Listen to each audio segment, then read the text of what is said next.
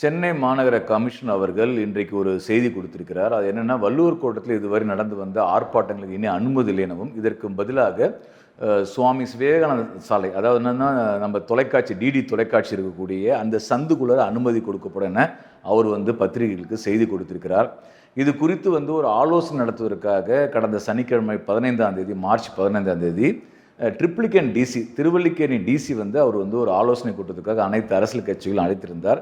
மதியம் 1 மணி வாக்கில் அந்த கூட்டத்துக்கு ஏற்பாடு செய்திருந்தார். மார்க்சிஸ்ட் கம்யூனிஸ்ட் கட்சியின் சார்பாக நானும் என் கட்சியினுடைய மாவட்ட செயற்குழுவினத்தோட எஸ்கே முருகேஷ் அவர்களும் அந்த கூட்டத்தில் பங்கேற்றோம். அதே போன்று பல்வேறு அரசியல் கட்சிகள் சார்ந்த மாவட்ட அல்லது வட்ட பிரதிநிதிகள் அதில் பங்கெடுத்தினார்கள். அந்த கூட்டத்தில் அந்த டிசி பேசும்போது அவர் என்ன சொன்னார்னா, இது மாதிரி வள்ளுவர் கூட்டத்தில் ஆர்ப்பாட்டம் நடத்துறதுக்கு என்னென்னா பொதுமக்கள் சில பேர் எதிர்ப்பு தெரிவிக்கிறாங்க. எனவே நாங்கள் இந்த இடத்த இனி ஆர்ப்பாட்டம் நடத்தாமல் வேறு ஒரு இடத்துக்கு நடத்தலாம்னு யோசிக்கிறோம். சுவாமி விவேகானந்த சாலை நடத்தலாம்னு யோசிக்கிறோம். அது குறித்து உங்கள்கிட்ட ஆலோசனை கேட்பதற்காக இந்த கூட்டத்தை கூட்டியிருப்பதாக ட்ரிப்ளிகன் டிசி சொன்னார். மார்க்சிஸ்ட் கம்யூனிஸ்ட் கட்சி உள்ளிட்ட அந்த கூட்டத்தில் பங்கேற்ற திராவிட முன்னேற்ற கழகம் உள்ளிட்டு காங்கிரஸ் கட்சி உள்ளிட்டு அனைத்து அரசியல் கட்சிகளுமே சென்னை மாநகர காவல்துறையினுடைய இந்த நடவடிக்கை எதிர்ப்பு தெரிவித்தன. நீங்கள் இது மாதிரி நீங்கள் தன்னிச்சையாக இந்த இடத்த மாற்றக்கூடாது.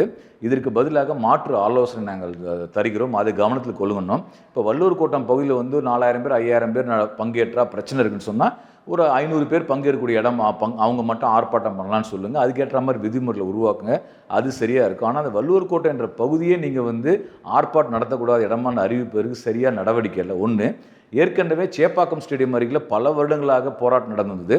அதற்கும் என்னென்னா அனுமதி இப்போ மறுத்துட்டாங்க.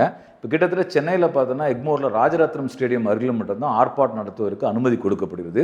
இப்போ சுவாமி விவேகானந்த சாலை என்பது பார்த்திங்கன்னா அது கிட்டத்தட்ட ஊர் ஜனம் மாட்டம் யாருமே கிடையாது. சந்தில் போயிட்டு நீங்கள் கூப்பாடு போட்டு போகக்கூடிய இடமா அது உள்ளர ஒதுக்கி வைக்கிறாங்க.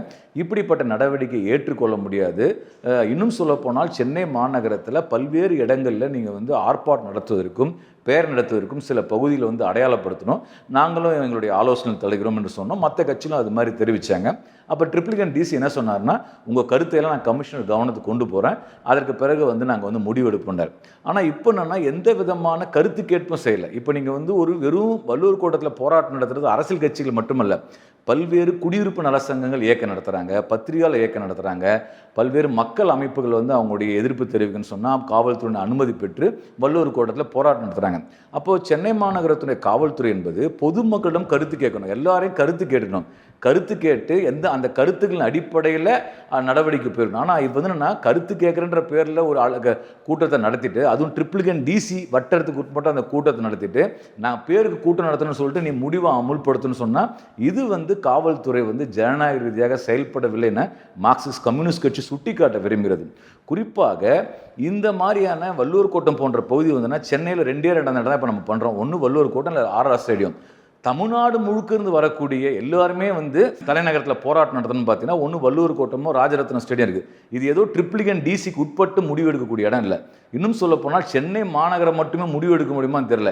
ஏன்னா தமிழ்நாடு தழுவி பல்வேறு அமைப்புகள் தலைமைச் செயலகத்தினுடைய அதிகாரி கவனத்துக்கு கொண்டு போனோம். சட்டமன்றம் நடக்கும் போது அவங்க கருத்து தெரிவிக்கணும்னா சென்னையில் போராட்டம் நடத்துறதுக்கு வள்ளுவர் கோட்டமும் ராஜரத்னம் ஸ்டேடியம் தான் இருக்குது.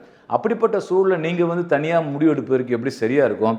தமிழ்நாடு அரசாங்கம் இதில் தலையிடணும். அந்த விஷயத்தில் ஏதோ காவல்துறை நடவடிக்கைன்னு சொல்லிட்டு தமிழ்நாடு அரசாங்கம் தட்டி கழிக்கக்கூடாது. அந்த கூட்டத்தில் திமுக சார்பாக கலந்து கொண்ட பிரதிநிதி இந்த நடவடிக்கை எதிர்ப்பு தான் தெரிவித்தார். அப்படி இருக்க சூழலில் தமிழ்நாடு அரசாங்கம் ஜனநாயக இயக்கங்கள் செயல்படுவதை சுருக்கக்கூடிய வேலையை சென்னை மாநகர காவல்துறை மூலமாக நடவடிக்கை எடுப்பதாக மார்க்சிஸ்ட் கம்யூனிஸ்ட் கட்சி கருதுகிறது. நீங்கள் ஜனநாயக ரீதியாக அமைப்புகள் தங்களுடைய கருத்துக்களை வெளிப்படுத்துவதற்கு, மக்கள் முன்பு வெளிப்படுத்துவதற்கு நீங்கள் போராட்டம் நடத்தக்கூடிய இடத்துக்குமே சுருக்கிட்டு எப்படி ஜனநாயக ரீதியாக அந்த சமூகம் இயங்க முடியும்?